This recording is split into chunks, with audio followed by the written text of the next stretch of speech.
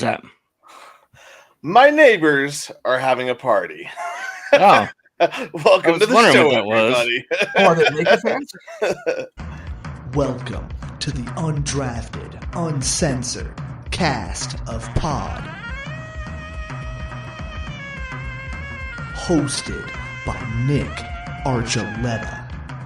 Mosted by Colin Zanger. And last but certainly is least, Joseph Goodwin. Welcome everyone into Undrafted Uncensored, where my computer is thinking it's Groundhog Day because it's repeating the theme over and over and over. Well, and you over you nailed and it. You hit the post and over. perfectly there, bud. And I'm echoing now. I heard nothing. Yeah, not to us, but I think you nailed the post exactly. Yeah, So, like my party. well, Nick might be back. Nick might be back in a second. We don't know what's going on, but as he said, welcome to Undrafted Uncensored. We'll see if it fixes itself. I don't know. I don't know if he wants to hear himself repeat. So I'll take a roll here for a second. He'll just hear it over. And as my neighbors decide to have a party upstairs, maybe the loud bouncing upstairs made his computer repeat all the way over. No, I don't hear that his either. house. So, Something easily could have happened. Yeah, Colin, go ahead and take over for a minute. As it still repeats, Nick is going to figure out what he's got going on, and he'll bring himself back on board whenever we are ready. But welcome in, everybody, to Undrafted Uncensored. I'm Colin Zanker. That's Joe Goodwin, Nick Archuleta. The man, the myth, the legend will appear in a moment. Today, we're going to hit a bunch of stuff. Obviously, the NBA, there was a huge trade that nobody saw coming. Literally in the nobody. Pro Bowl. Huge disappointment. Was it good? Was it bad? We don't know. And the Woodshed doing really big things with the Colorado Avalanche. And the Rockies make a huge decision with their front office, but is it going to reflect on the field? We'll get into all that and more, but let's start things off at the NBA, where the big news of the day and the weekend is all about Lakers. The Los Angeles Lakers. Of course it is. The LA Lakers make a trade to get Luka Doncic, who's now probably in game shape. It's January, or February, excuse me. So he's ready to play games, and they send AD to the Mavericks. Anthony Davis. And the Jazz get a second round draft pick. They really fleeced it. So Dallas gets Anthony Davis, 1 first-round pick, and Max Christie. And the Lakers get Luka Doncic, I believe Markieff Morris, and then Kleber, I think, goes to the Jazz along with Jalen Hood-Schifino. But the fact that they would give up Luka fucking Doncic for Anthony Davis, Max Christie, and 1 first round. Mikal Bridges got 4 first round. How the fuck is Luka not worth that? Or how is Anthony Davis so valuable that you forego that? Like, I don't understand. Well, I mean, obviously the Lakers, they got the best end of this deal. This screams back to when, wasn't it the Chris Paul trade got vetoed to the Lakers? How did the Chris Paul trade not go through and this trade does? I understand that AD was involved and he's a hell of a player, but now you have just the Lakers are just getting better, and LeBron coming out and saying, "Oh I'm definitely staying here for the foreseeable future." Here's the whole trade breakdown. Luka Doncic, Maxi Kleber, and Markieff Morris to the Lakers. AD, Max Christie, and a 2029 first round pick to the Mavericks. Yep. The Jazz, they get Jalen Hood-Schifino, a 2025 second round pick from the Lakers, and a 2025 second round pick from the Mavericks. So I don't know how the Jazz, obviously, you're right. they Let's got break all that down. picks. How does Jalen Hood-Schifino really fit with the Jazz, Colin? Let's get into it. He's going to be a key piece to them tanking for the top pick. That's where that plays a big role in this trade. He's going to So, really help them capture the flag. yeah, I sit here and I look at this, and I mentioned the Chris Paul trade. How does something like this happen? Because I don't know if this, like, it should help the Lakers, but man, the Lakers definitely got smaller. They got much more athletic. Well, I don't even know athletic, because Anthony Davis is still really damn good. And I just, like, the Lakers should be fun to watch, but are they going to be any good? I don't know how their squad. Immediately, probably not, but who gives a fuck? They just got a guy who is like top 3 at worst in the world at basketball. Like, the offense that 2 players like Luka and LeBron can create is going to be insane. And they still have time before the trade deadline to do something else. Like, I've seen a lot of people talking about this makes Austin Reeves a little bit superfluous. So you could now move him maybe to Utah for Walker Kessler, or somebody who has a big of some sort that wants to move. But like, there's moves that can be made to kind of shore things up here and there. Although I think it'd be hilarious if they go into the playoffs with Jackson Hayes as their starting center. Well, I mean, going that way, what if the Nuggets decide to get involved and they're like, Zeke Naji, Dario Saric, hello, Austin Reeves? There's no way. I would love that. But they would have to have somebody more. If the Lakers had actually had to give up the fucking draft capital this would require, then maybe they would do it for the Nuggets' future draft pick, just to be able to get more draft capital and then take on those contracts. But I'm still keeping Jackson Hayes over Dario Saric and Zeke Naji if we're talking about, not good. Well, I said Austin Reeves.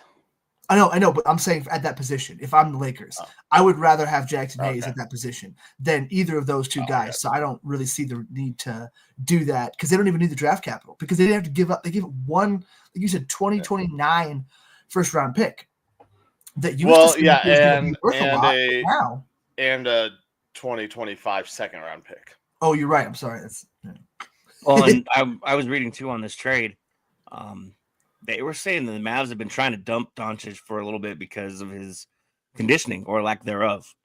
Because I guess he got up to 260 pounds. He was out with a wrist injury, but during that time, he was also forced to condition to cut his weight. And that's not the first time the Mavericks have done that for him. Well, I mean, they might be kind of sick of that. I could see that being the case, but it's still kind of tough to understand why you would get rid of a talent like that. I mean, AD's good. He's going to bring in some fans, but not like Luka did, because Luka also has, a whole he has a whole country of fans that watch him. And Luka's more available than Anthony Davis, because Anthony Davis is injury prone, because he's a gigantic monster of a man that I don't know very physically. So Luka, even though he's out right now.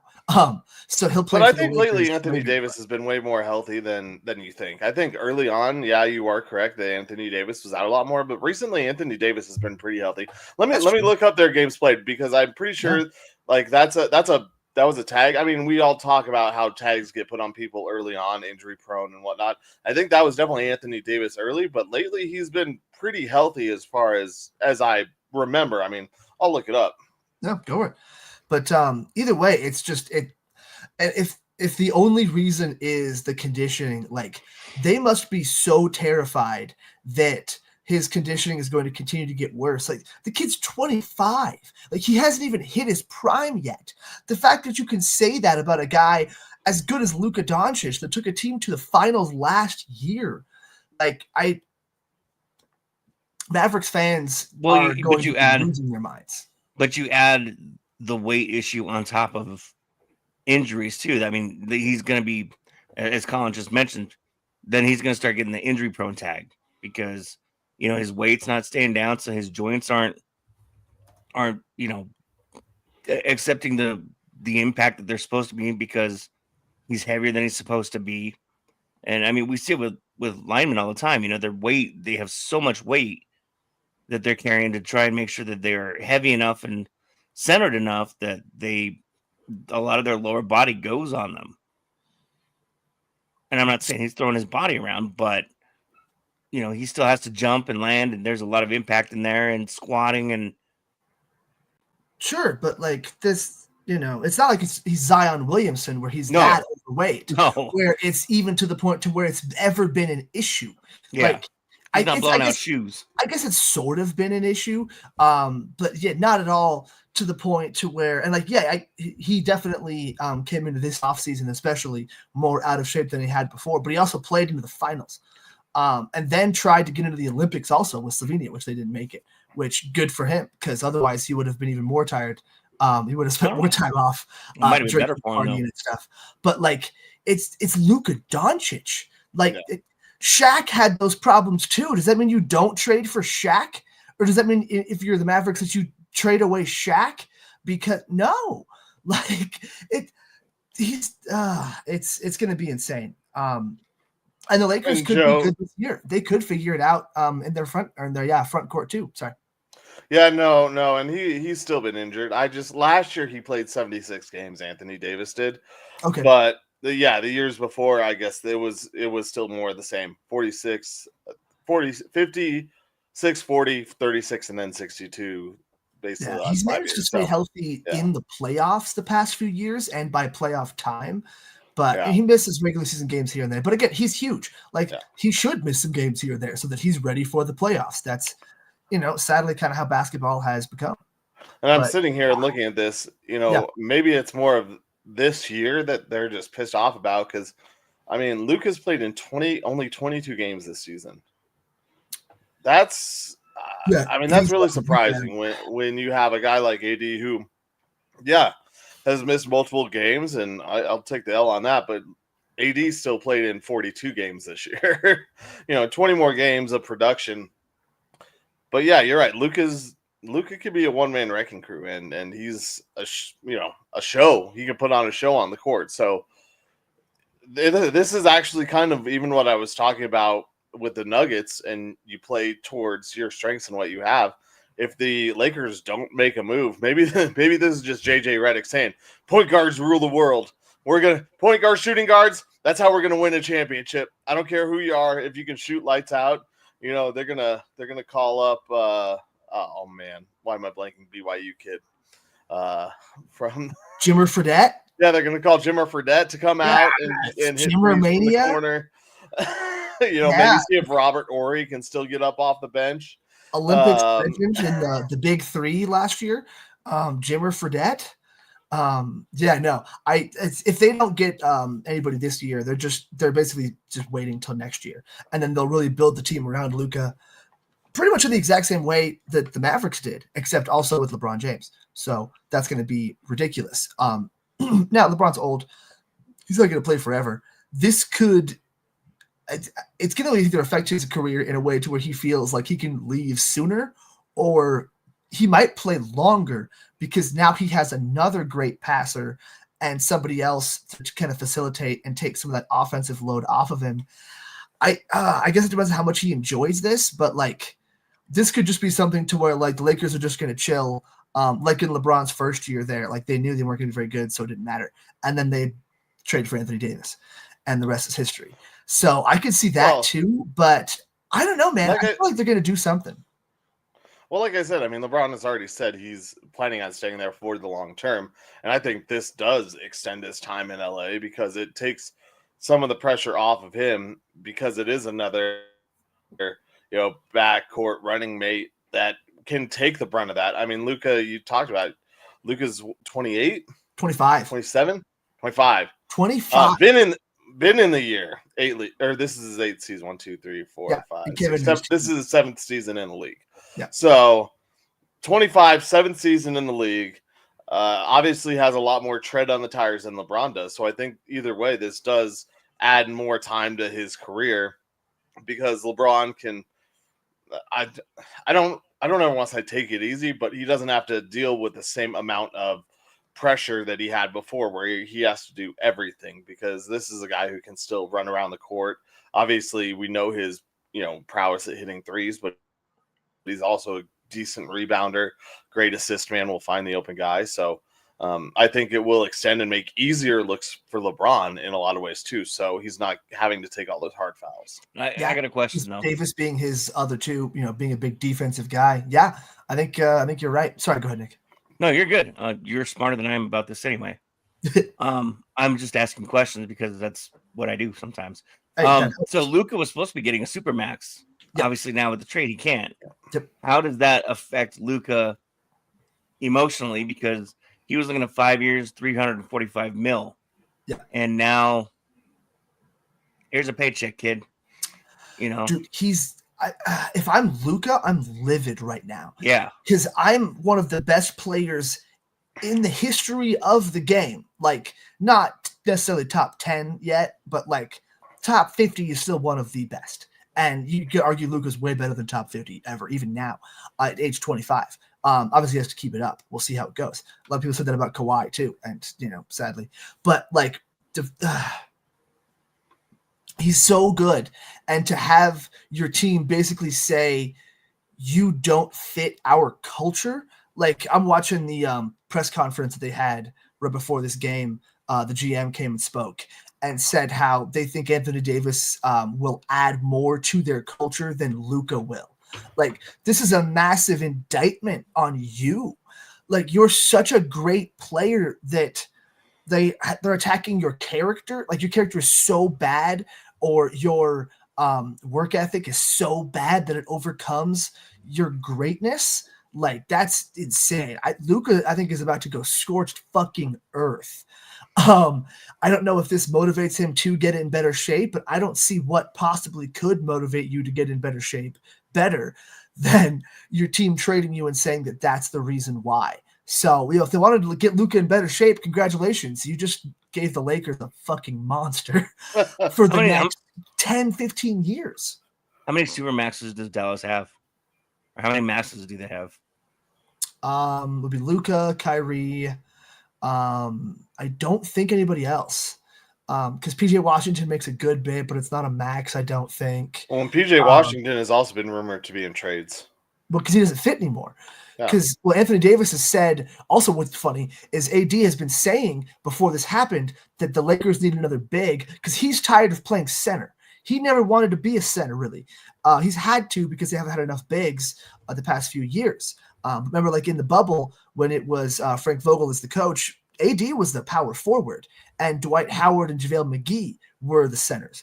So he said he doesn't want to play center. And in the fucking tweet that the Mavericks GM said, he said, an all defensive center makes our team better. Motherfucker, he doesn't want to play center anymore. So, but him standing next to Gafford or Lively still sounds terrifying. But then PJ Washington at the wing, I think the 3, I don't know about that.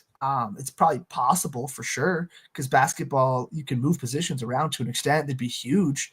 But like, PJ's not going to come off the bench. He just became a starter on a championship team. Granted, they lost the championship, but it's still a championship caliber. I should have said caliber. I was going to say, are they a championship team? Yeah. The word caliber does a lot of heavy lifting in that sentence, and I didn't use it.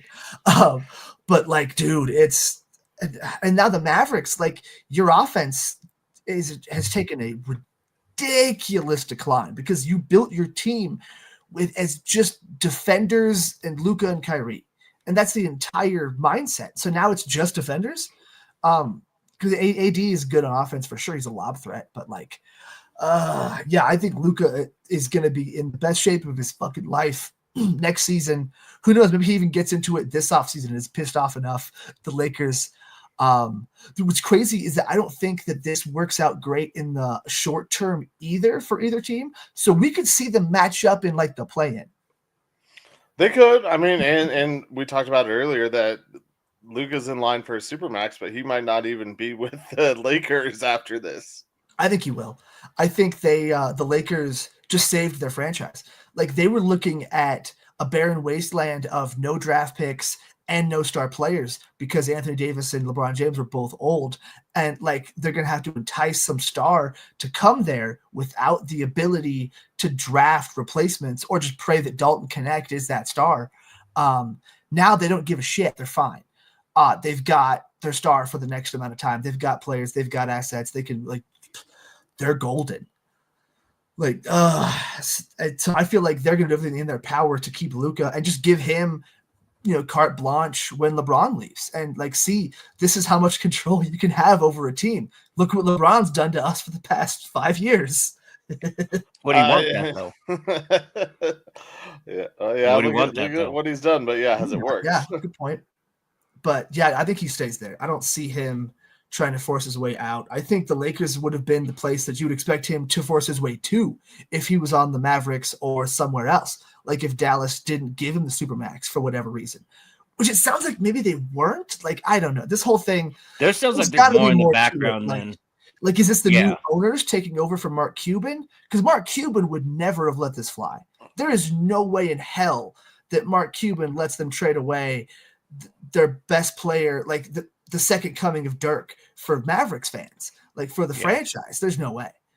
I don't know, man. Well, yeah, but Mark Cuban is also a business owner, and as a business owner, he's one to cut ties pretty quickly if you've shown if he thinks that Luka is going to cost him more money than he's worth is with that Supermax coming up, then he'll cut bait. He talks about it with his businesses all the time. When things aren't looking good, just leave as quick as you can. Don't worry about writing out every single storm. Some storms are worth it to write out, but not all of them are. And this might have been literally the cherry on top this season, coming in out of shape, obviously missing the games, having these injury after injury. He might just be kind of over it and be like, I can't pay this guy the max deal, and I'm going to have to if I keep him. So I'm going to try and get whatever the hell I can for him, and then we'll move on and reassemble, because he might just be looking at it it's not a championship team with him on it, and I don't know how to do that with adding him his max contract. Yeah, I don't know. I think that would be. I know that's you're not saying that they made the right decision or anything. You're just trying to put yourself in his shoes. But yes. I think that's a this isn't. What's the problem? You were just in the finals. Your team is really fucking good, and all he had is a calf strain. He came into the offseason out of shape again. But really, all it takes is one playoffs for it to actually affect him, for him to come in better shape. But it didn't. Exactly, because it's never affected him. Because in the playoffs, he's good. He's never had that affect him yet. Because he's 25. I misheard you. I'm sorry. Yeah, no, you're fine. He's coming out of shape, and it's never been an issue because he's always playing. And then the year they traded for Kyrie, they didn't make the playoffs because they were kind of retooling, and they got David Gafford. They traded late. So it worked out. But I don't see the problem unless he's thinking it's going to end up being some. But even there's not even an example of this because Jamal Murray's playing himself into shape and playing better. And I don't know, man. It feels like creating problems if that's the case. There's got to be something else, or it's just the greatest fucking the Rob Pelinka hired Leonardo DiCaprio to enter the dreams of fucking Nico, whatever his name is, for the Mavericks, and just slowly put it in you should trade Luka. It's never gonna work, but because I don't see how anyone, and how did they not shop him? How is the Anthony Davis trade the best trade you could get? How did you not want to get 30 first-round picks from Oklahoma City and Jalen Williams or whatever? There's no way this is the best they could possibly get for Luka. There's no way. Well, I mean, you don't know. Maybe it could be especially if, and we talked about Mark Cuban. Or I talked about Mark Cuban. Maybe he just would rather have that big man he's been missing. Having a big man like that in Dallas, I don't know. Maybe that's part of it. Well, and who it's who contacted who first too. Exactly. From what I hear, it's the Mavericks, which is insane. Which means they had something in mind already.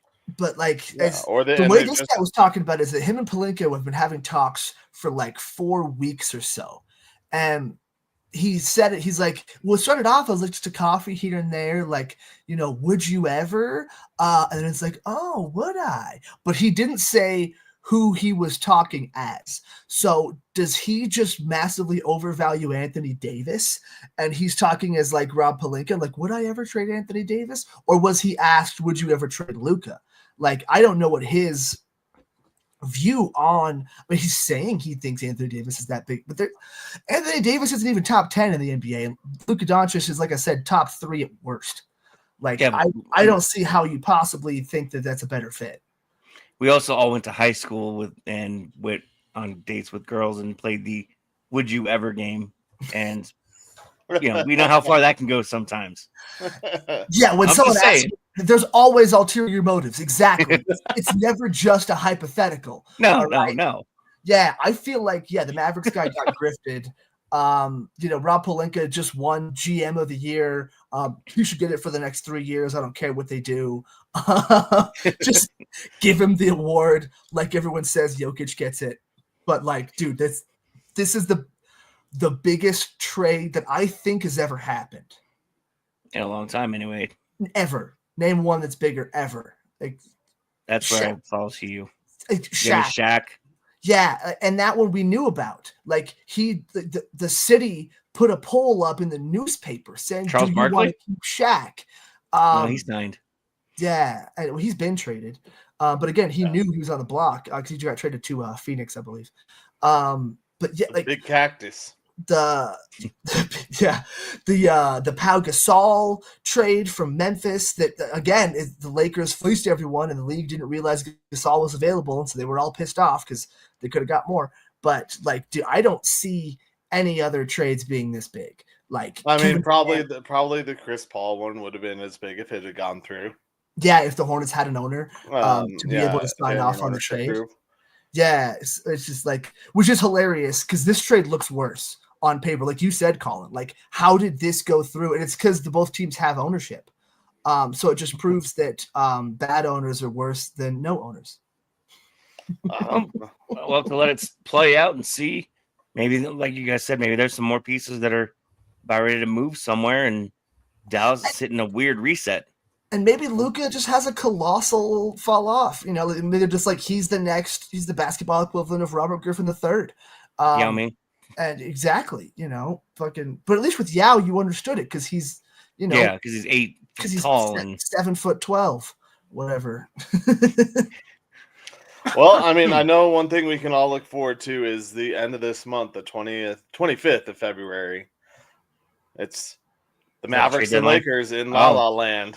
Oh yeah, that'll be fun. So, that will be an interesting thing to see how things shake out because Mark Cuban is most likely going to be there.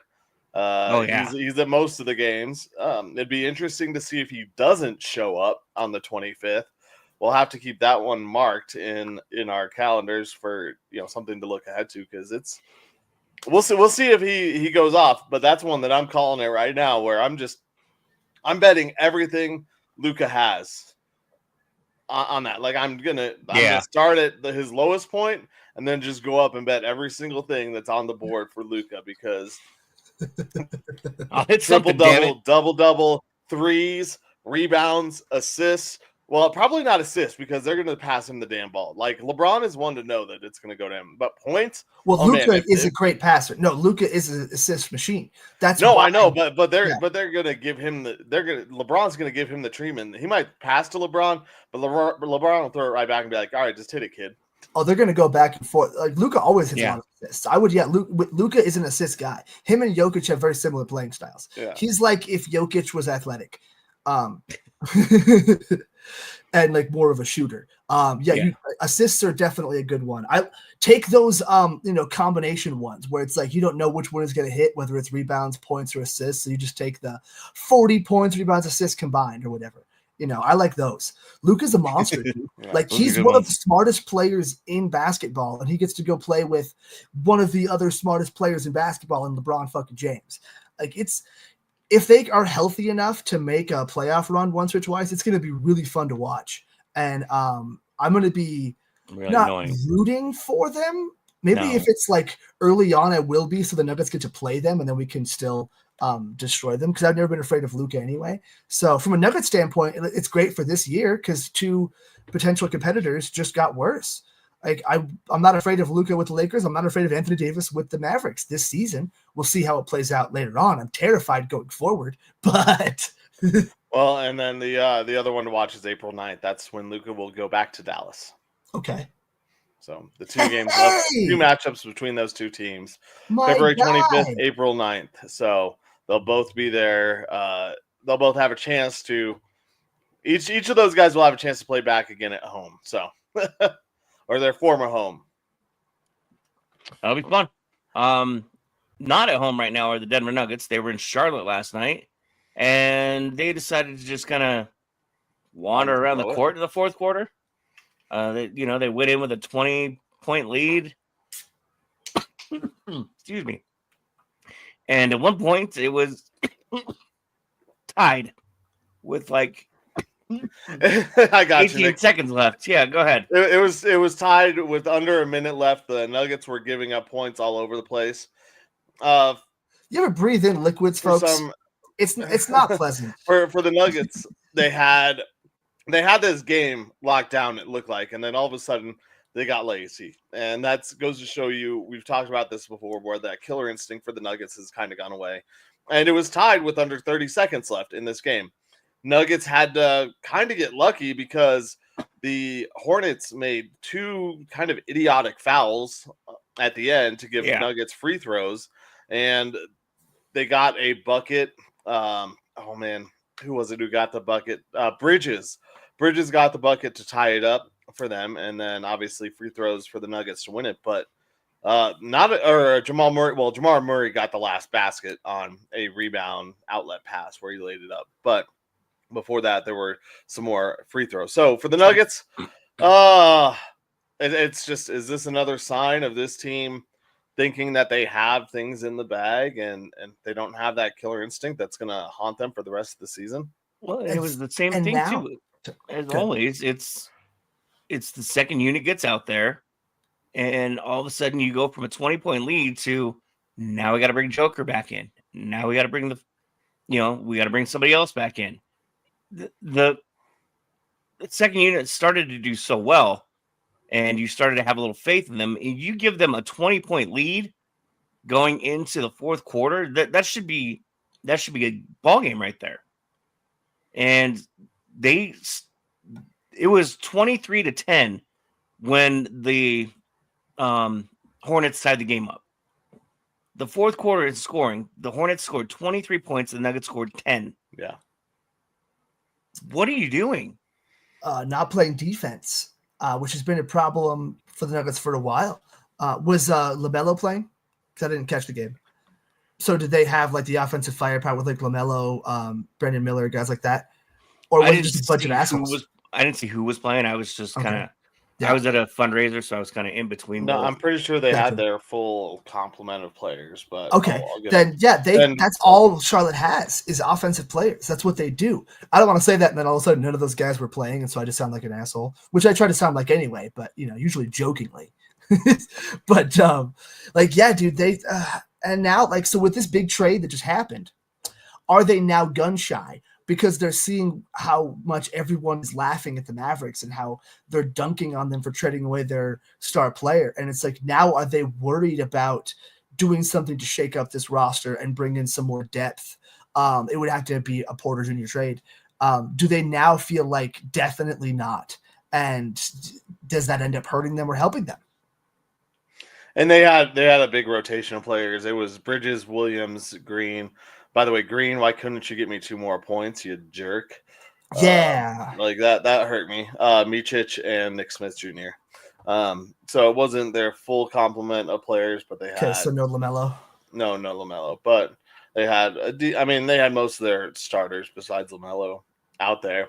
And for Clayton, I promise we will get to college basketball as March gets closer. Right now, and it's the just Bucks, not the time. But we will hit on the Bucks today. But stay tuned for the victory formation because there might be something you want to pay attention to on who you like and who you don't like. I'm not saying that someone might like one team over the other. But yes, as far as the Nuggets go, if they're you were talking about being gun shy on the trade because the Dallas is getting roasted.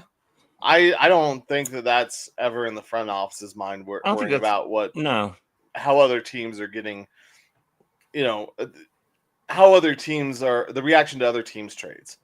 I think they see it and hear it, but also a team's not making a trade. A team shouldn't be making a trade without some sort of future insight, like some sort of plan. So it might Phoenix. look really stupid now for, well, yeah, it might look really stupid now for the Mavericks to have made this trade, but who knows what Cuban and those guys saw in Luka this year that made them say that we can't pay him the max. I literally think that's all that it was. Like I can said, see is that. they just said we can't pay him the max this year. He doesn't earn it. He's not good enough. And so for the Nuggets, if they're going into this, coming up in 2 weeks, I think it is the trade deadline. It's coming up soon. Maybe it's next week. Oh, it's next week, Sunday. I mean, it's just after Valentine's Day. I forget exactly what day. It might be Valentine's Day. It was 10 days away last I heard, and that was like a few days ago. Yeah, well, I'm pulling it up right now. So, but yeah, for the Nuggets to make moves, I don't think they're worried as much about what other teams are going to say or could say, because the Nuggets also, drafted a guy named Nikola Jokic in the second round who nobody thought would be in the NBA. And then they've done things that, MPJ was one of those draft picks too. Whereas, like, why are you drafting this guy who's injured all the time? And it has worked out more than we thought. Well, and look up to the championship run. Everybody was saying how they needed to make a move. They needed to make a trade. They needed somebody in that lineup somewhere. Everybody became an expert on the Nuggets lineup because they're not big enough. They're not fast enough. They're not defensive enough. And that not big enough, fast enough, defensive enough team won an NBA championship, despite everybody else's words. Well, yeah, and February 6th is the trade deadline, so 4 days away.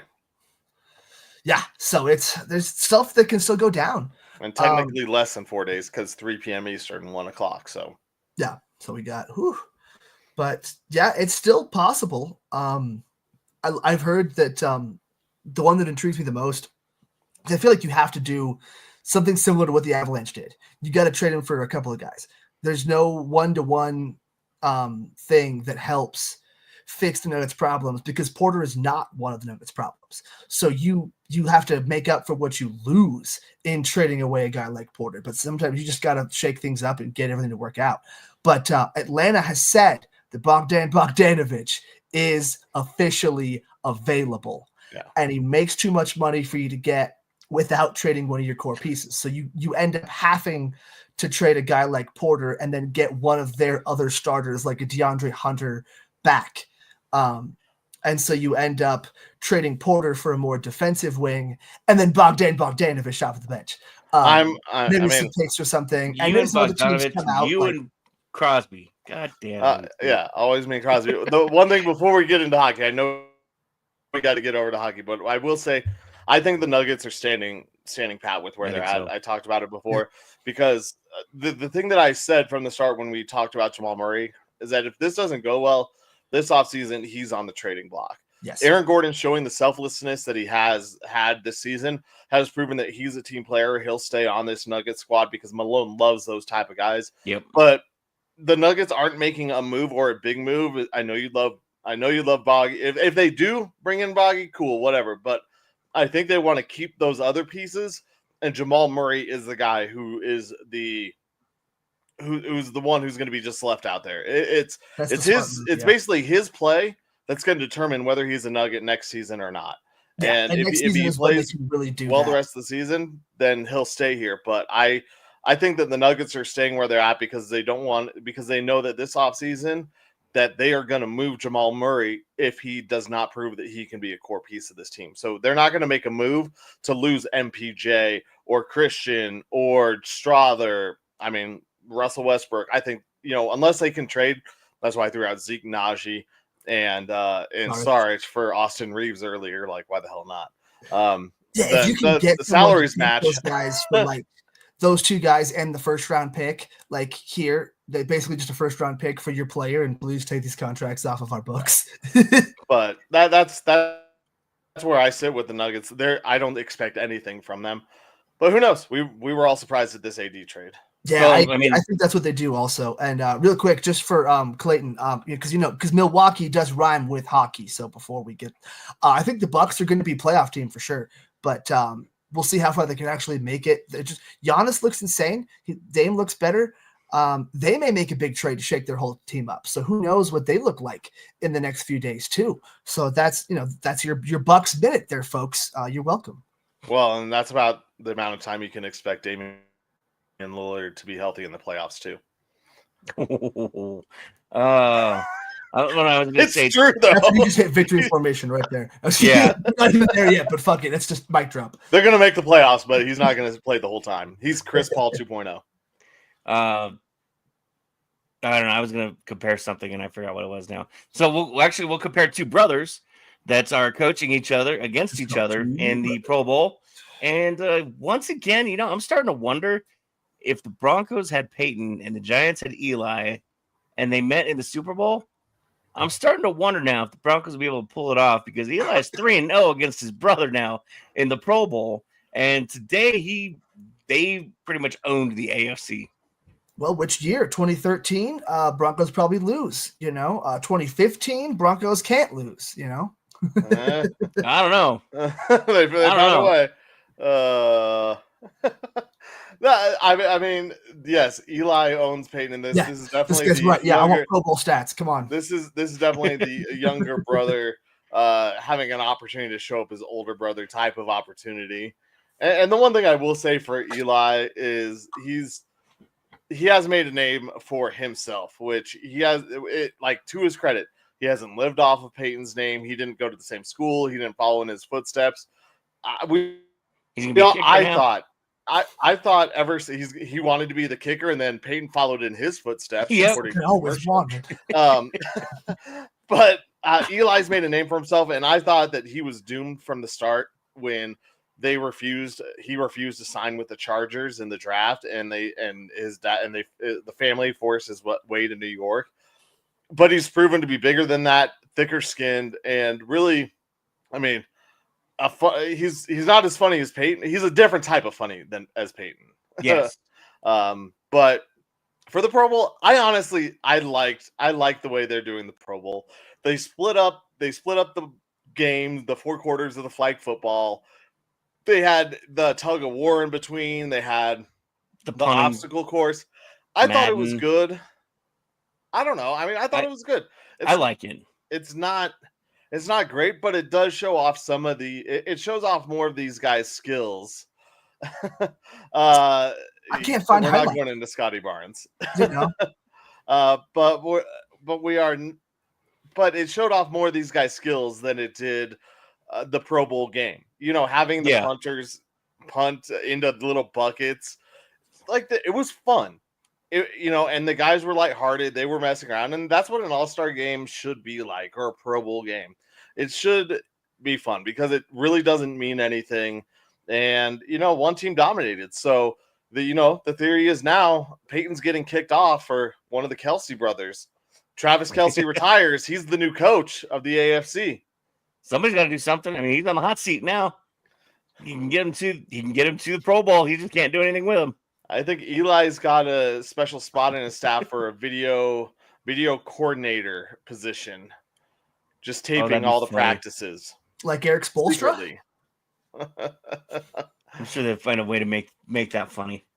But did you guys watch any of the Pro Bowl? Like I said, I watched a decent amount of it. I watched as much as I could, but like I told you, I'm fighting a migraine, so I've been kind of in and out today. I was just trying to look up some stats as a joke for Sam McDonald, and it didn't really have shit. It had some highlights, and that made me sad. I wanted to go over Russell Wilson's Pro Bowl stats. They're really Russell Wilson, I believe, threw 2 pick sixes. I could be wrong, but I know one was the pick 6 from Russell Wilson. Sounds about right. But yeah, there aren't really stats because it was a flag football game, so it was more of the competitions between each of the games. I honestly thought they did a good job with it. Yeah, I like it. Is it must-watch TV? Probably not, but on a Sunday when there's really nothing else going on, I mean... If you're not an Avalanche fan. Well, the Avs game was also 2-0 today, so yeah. It was kind of... I mean, like I said, I know we're getting into hockey, but it was the Avs game was pretty ugly. So it was good to flip back and forth. And during hockey, you also have the intermissions to go back and forth. But I'm one who doesn't have cable and just streams things or watches Antenna. So to have it on Antenna TV is some sort of sport thing I could watch. That was great. Yeah, and Arsenal crushed today. All right. Hey, Sam, Arsenal dominated. And I got to say that Hagelin, he won me some money. There you go. Yeah, see, if I gave Clayton a minute on the Bucks, Colin, you got to give him some Premier League goodness. I just did. He did. That's what I'm saying. It worked. I like it. 5-1. 5-1. It's a great game. They dominated. 2 minutes in. First goal, 2 minutes in. And, it was all money from there for me in the bank. I mean, I got the receipts to prove it.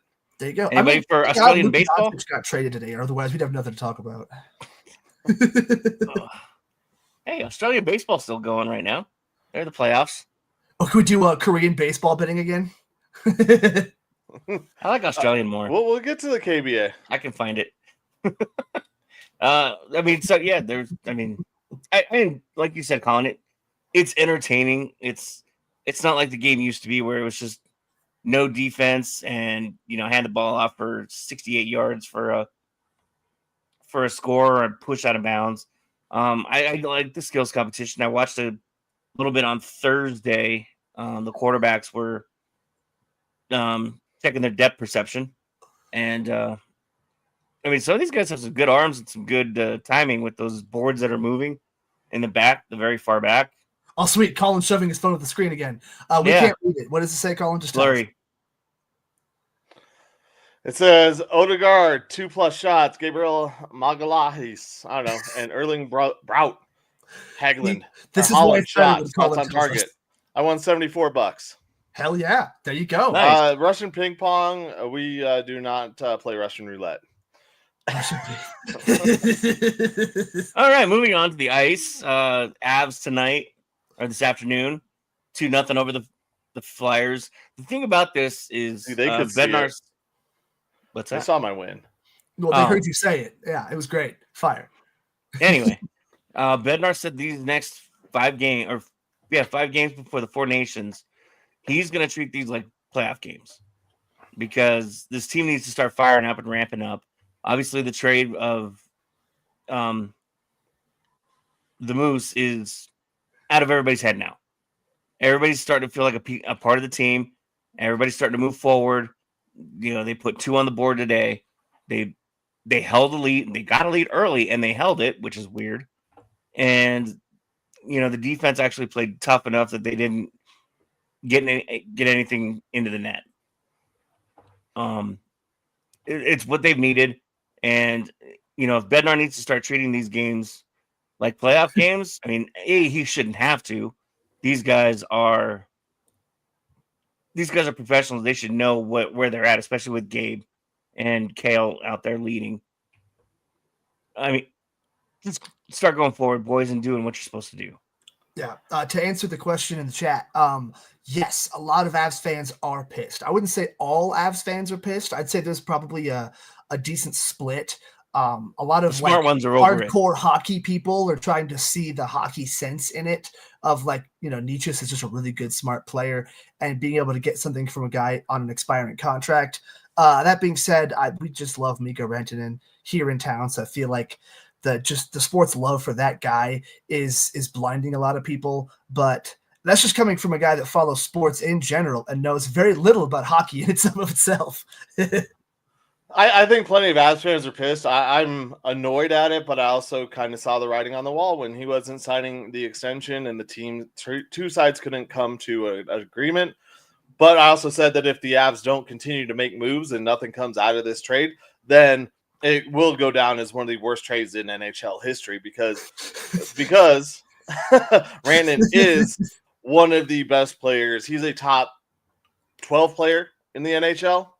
You could go top 10. It's tough, but non-goaltending wise, and even the goaltending is down. I don't know where you put him on that with goaltenders in there, but he's one of the top players in the NHL. And he's still really young. So losing Rantanen, if you don't get anything from this trade, it's gonna kill you.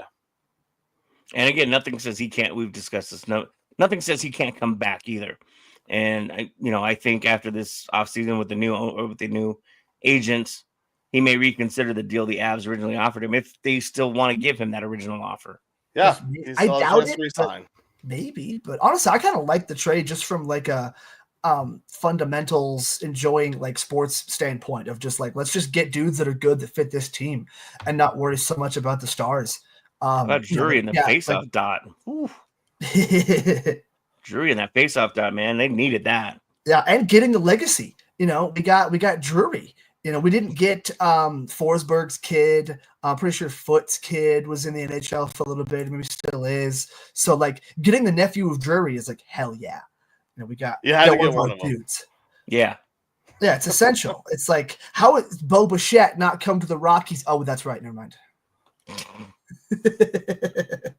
Yeah, he'll come here. He'll come here, and it'll be when he's 38 and making $1 million, and they're like, "Oh, look, we have Bo Bichette," and he's DHing every fourth day. No, all right. So by 38. So let's get to the Rockies. Rockies put in Charlie Blackmon in the front office. Yeah. As we move from the Avs, let's just say by 38, Bo Bichette, I believe, is 23 right now. Maybe he's 24. 25. I didn't think he's that old. So what year will it be? You look it up, but you said 38, so that's 15 years if he's 23. Do you think the Monforts will still own the Rockies by the time Bo Bichette has an opportunity? He's 26? Yeah. Okay, so 12 years. So you got a dozen years for the Rockies to get rid of Monfort and to have them not give Bo Bichette an overpriced 2H player contract. Love it.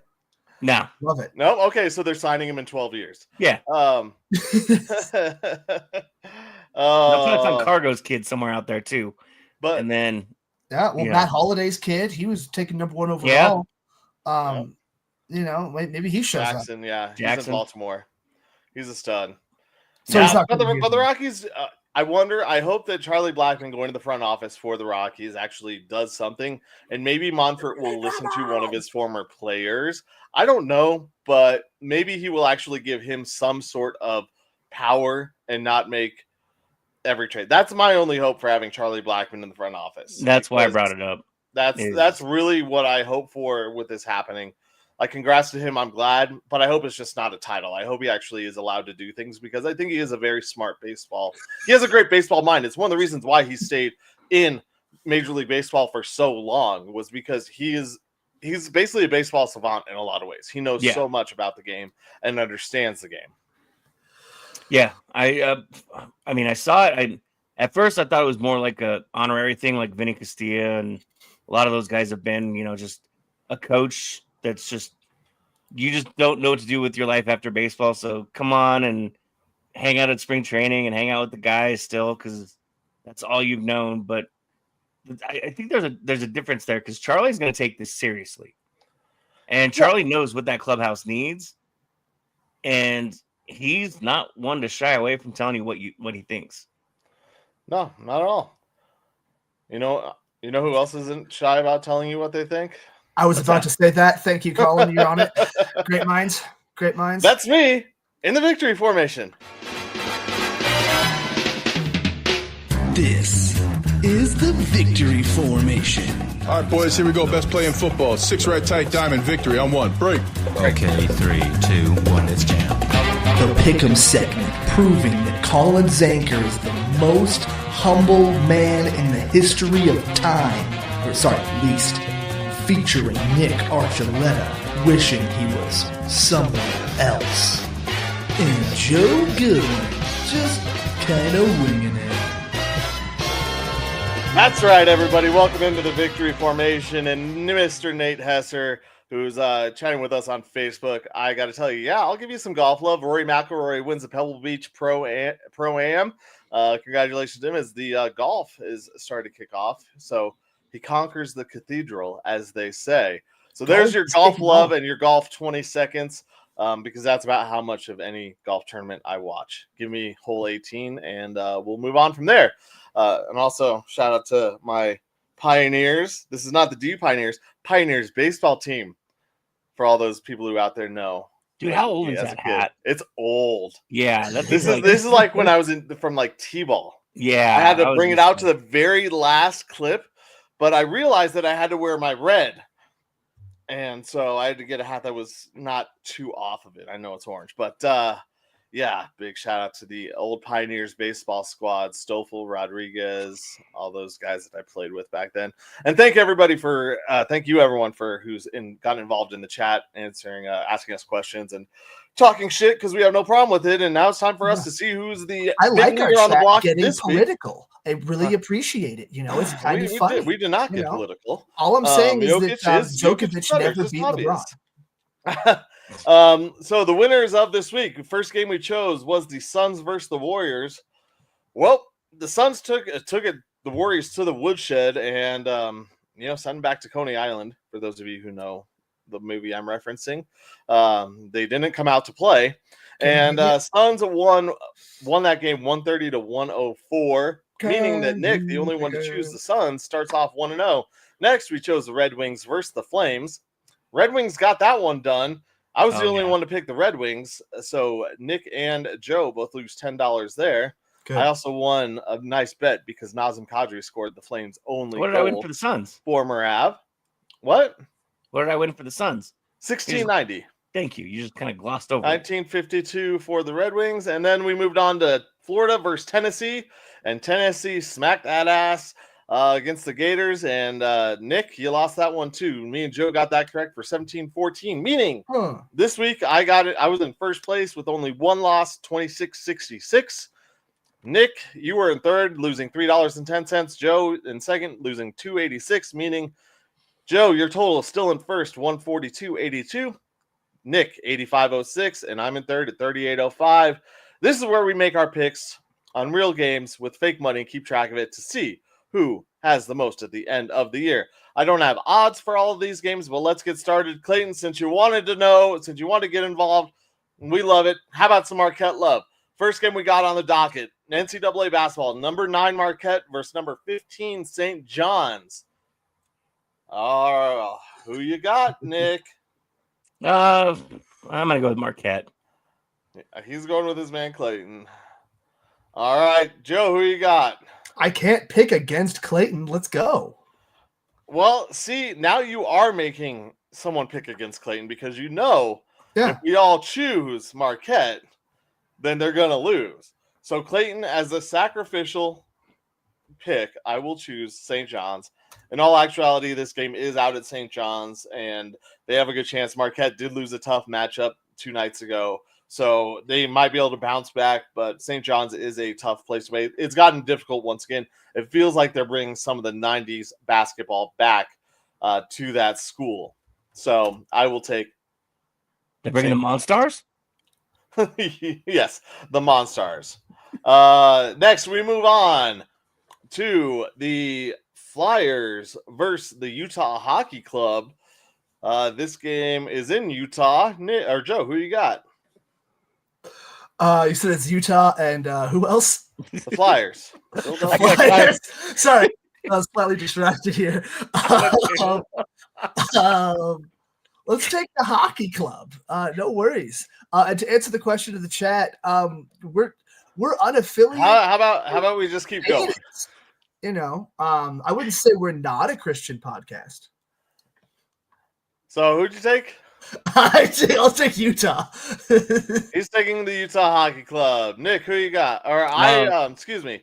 It's my chart. I'm sorry. Yes, it is. He's taking Utah. I am taking Utah as well, because now it is a Mormon broadcast. Damn it. Joe, Nick, who you got?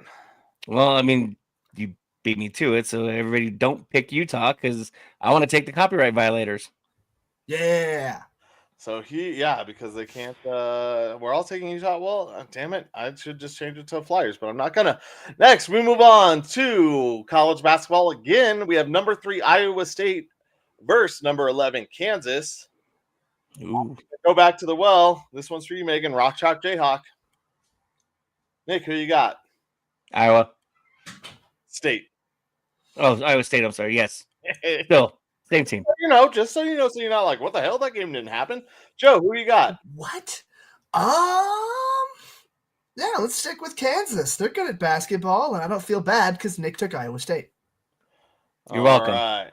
And last but not least, our last pick of the week is Lakers versus the Clippers. Both 28-21 at the moment. Lakers obviously making the big trade. What's going to happen in La La Land when the Clippers are the home team? Nick. What day is it again? I'm sorry. I believe this is Tuesday's game. Today's Tuesday? Sunday. Okay. No, I just want to see like how much time there is between the trade and the game. Yeah.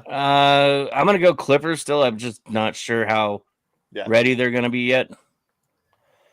Nick's got the Clippers. Joe, who you got? You said it was Clippers Lakers or Clippers Mavericks? Yeah. Okay. Lakers Clippers. It's Clippers. They've got a team. James Harden and Zubac look really good. They have one of the better 2-man games in the NBA right now. So I'll take them definitely right now. Well, I don't know what's larger in my life, my love for the Kansas City Chiefs or my love for LeBron James. So you might as well give me the Lakers and away we go, because I mean I'm taking all of them. All right, so give me the Lakers in this new all the Lakers front runners. team, Let's go, because they're going to come out on fire, and I can see Doncic coming in there and lighting up the Clippers. The Clippers have had, you'd mentioned it, they are kind of resurgent, and they have had a good season. I mean, Zubac, I think he grabbed like 21 boards the other night or something ridiculous. Dude, Zubac is having a career year. Like the Clippers are the example for why you don't have to keep your stars. They let Paul George go, and they are working with a team of James Harden and a bunch of role players, and they might even get Kawhi Leonard back. See, there you go, Dallas. There's hope for you after all, and there's also hope for us. We should be back for another day as we send all those picks out into space. We want to thank everyone for their tuning in and their suggestions as we make those picks. Thanks everybody for tuning in tonight. Go ahead, Joe. Finish up. I was saying, isn't it sad when we say that, don't worry, Mavericks fans, there's still hope. You could be the Clippers someday with James Harden in his early 50s. Well, I mean, Luka Doncic starts the season like he's in his early 50s. Oh, there's that. So you guys remember these hats that had like the eye shield cover? No.